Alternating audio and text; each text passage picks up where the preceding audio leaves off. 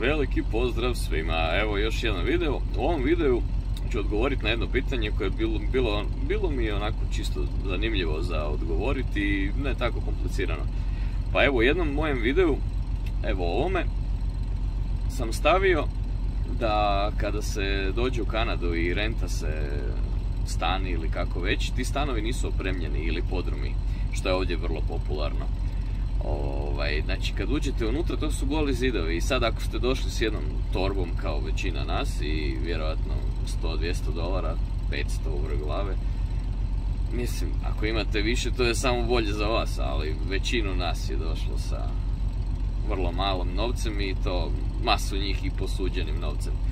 Tako da uređenje samoga prostora gdje ćete živjeti možda i nije prioritet u vrijeme kada se dođe u Kanadu i treba se snaći. I vrlo bitna stvar koju ja recimo nisam znao, a i većinu ljudi s kojima sam pričao, jednostavno taj detalj nisu primjećivali da kada se renta stan nema unutra namještaja. Pa evo sad par slika, dok ja ovo pričam će se vrtiti.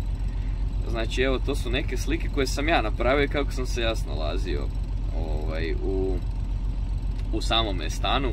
Kada sam došao nisam imao di spavati. Evo tu je taj stan koji sam ja rentao.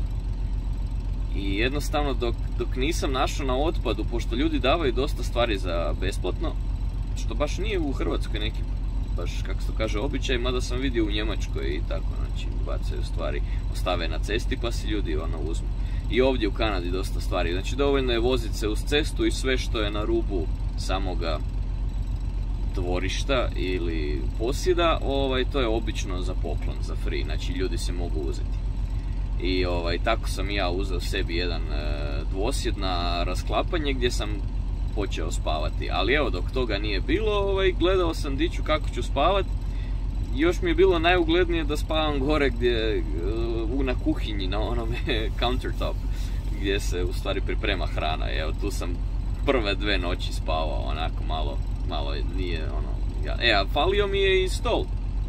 Pa eto, imao sam taj laptop koji sam ponio sa sobom da bi se čuo sa svojima i to. Gazda kuće mi je dao šifru za internet, pa je nisam trebao probijati. To je bilo u cijeni stanarine. Sam stol sam napravio od stare kartonske kutije. Znači kada se kutija složi, malo poljepi i dobijete stol. Evo i slika. Tako da sve se može snaći za vrlo malo novaca, ali eto tako da ljudi ako dolazite, znajte da morate, mislim glupo je sad opremati stan ako ni ne znate da li ćete raditi, kakav će posao biti, ali vrlo je bitno da se i misli na taj jedan dio koji u stvari može vam pomoći i olakšati život, a ne kao ja snalaženja. A ako imate nekoga da vas još uvede u tu Kanadu, da vas dočeka, možda da vam te prve korake pomogne, koje recimo ja nisam imao nikoga ovdje, to je velika prednost, znači, ali eto, to znate vjerojatno i sami, ali evo, to je bio odgovor.